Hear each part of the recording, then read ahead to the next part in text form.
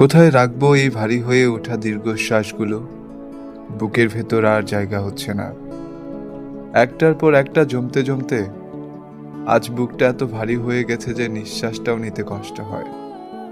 মনে হয় বুকের ভেতর কেউ পাথর চাপা দিয়ে রেখেছে। এই দীর্ঘশ্বাসগুলো তো এমনি এমনি আসেনি। প্রতিটা দীর্ঘশ্বাসের পেছনে একটা না বলা গল্প আছে, একটা অপূর্ণ ইচ্ছে আছে, একটা মানুষ আছে, একটা হারিয়ে যাওয়ার স্বপ্ন আছে।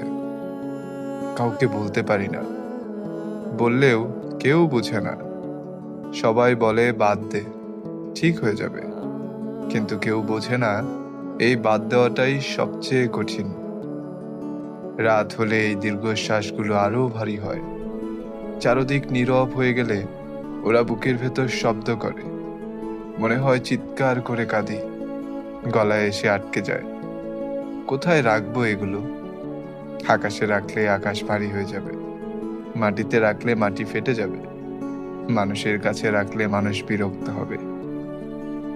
তাই নিজের কাছেই রেখে দিয়েছি, প্রতিদিন একটু একটু করে বয়ে বেড়াচ্ছি।